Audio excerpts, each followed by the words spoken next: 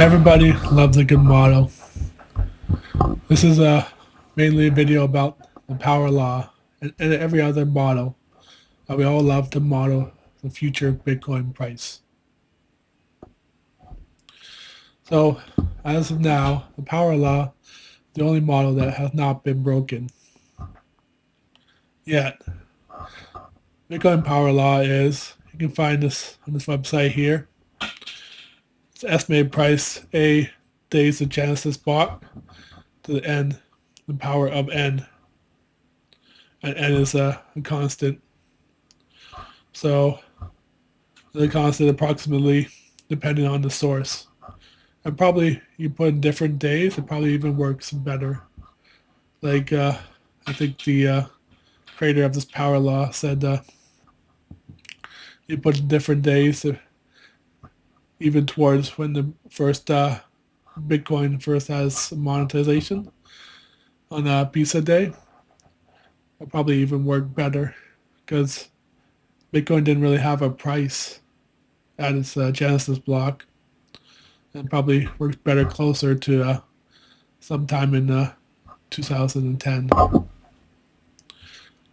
They say April 2nd, 2010, but it's Satoshi's birthday or the 6102 attack.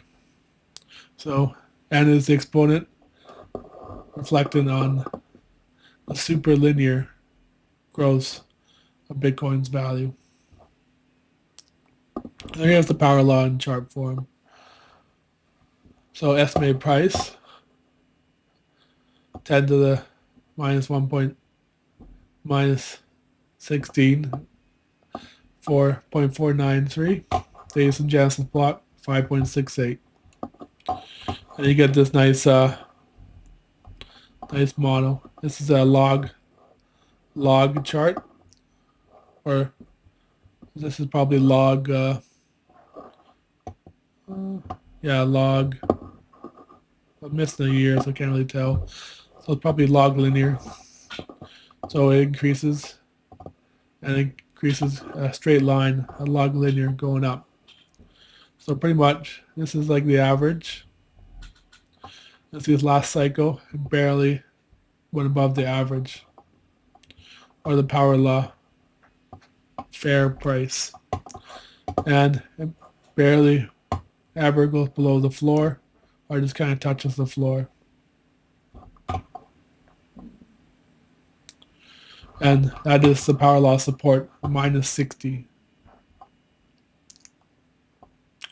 So more important than the mean is the floor. We're using leverage or trading. It's not financial advice, but the floor is where the price is only crossed a few times in extreme bearishness. The floor is where you is near advantage to take out leverage or borrow against your Bitcoin to earn more fiat. To accumulate more sats so you have good cash flow. That's only have good cash flow. Like you taking on leverage or doing this trading is extremely risky because you can get flash crash, get liquidated. Trust me, I've been there.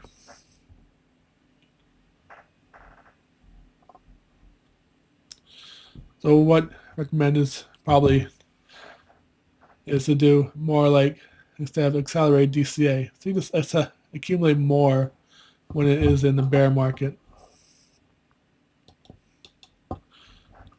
So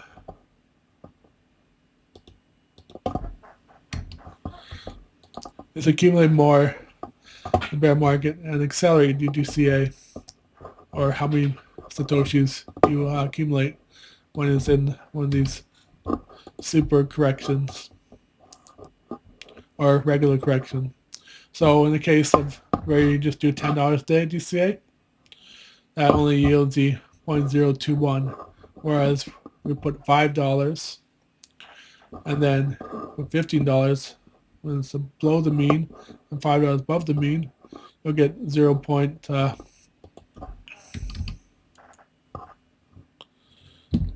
You'll get 0.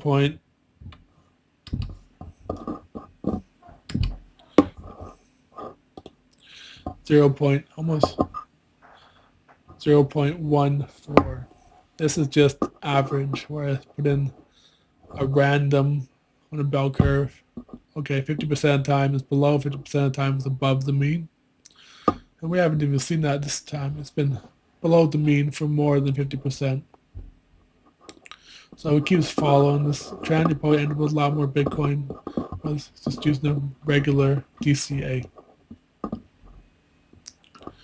So this is regular DCA. And this is accelerated DCA.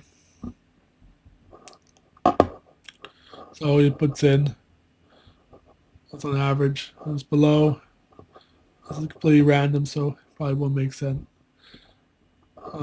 Regular chart. So, or you can only accumulate in the bear. That's a lot more harder to do. So you can fare even better, and you can save even more sats. But then you're not in the habit of saving every day. You have a tendency to waste your surplus dollars. You can blow it on whatever. So, or spend them on a vacation in a year. Then when it comes around to the bear market, you have nothing left. So therefore, a two-tier system where you save cash in the bull and sats in the, or BTC in the bear, it takes a lot more discipline. So, and also have positive cash flow in these all situations. You can take advantage of two strategies. With no surplus money, you blow any money on whatever. It'd be impossible to accumulate excess sats. So all these models are made to be broken. Seems like all models have an expiration date and will follow the model until something breaks. There's a high probability that your fiat currency defaults or that breaks and then goes parabolic to the price. So, all these government currencies will eventually go into hyperinflation that's above 100%. Doesn't matter which currency. There's always the death rate of fiat currency is 100%. And so far, ours is in borrowed time because it's been about over 50 years, 55 years. And since the average is 41 years. So if you look at that life expectancy, okay, so you expect to live to 80 years.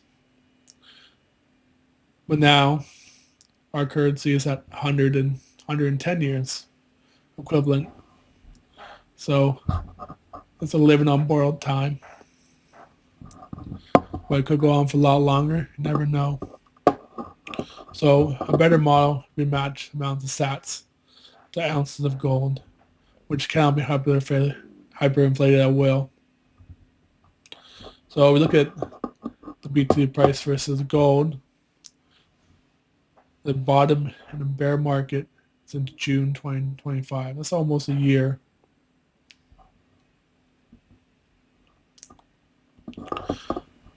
And so this is June 2025. And it's even been longer since the peak, which is probably the end of 2024. So we're due to start bouncing back up. And this is maybe a week or two old, this chart. So as you see, it'll start coming back up. Probably already has since the gold has fallen. So Bitcoin versus power law versus gold. This is pretty much the same chart before.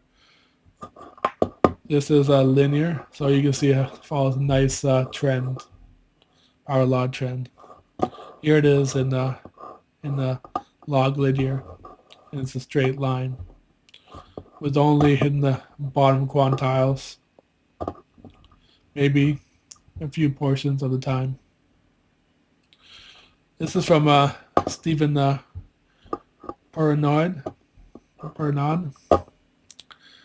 And also another one look at is Plan C. I'm not too sure it's the same guy, but you can look at even Stephen Pernod and search that or search for Plan C. And you can pretty much see a lot of these great models. And he says the price of Bitcoin was 40 times years, 15 ounces, 0.5, a power of 5.5. And now the exchange rates are approximately 13, well below the expected of a 70 ounce per EU. And he also states that the model will be broken at some time. So now Bitcoin is acting like he says, at some point, a Bitcoin acts like a laminar / turbulent flow. And when much more capital flows into Bitcoin, will act more like a turbulent flow and break. Now we're in laminar state, but eventually break out into a more turbulent state. So he says, when does it break? And he has a little rocket ship, and that's what will happen. So now stable order laminar. So it's just like, I think it's constant flow down a spillway. But you know, when you watch a river, it's more turbulent. And as more and more water gets pushed into the same river, it gets more and more turbulent and more chaotic.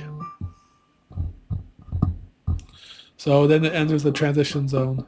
High momentum breakouts, increased volatility, but not fully turbulent.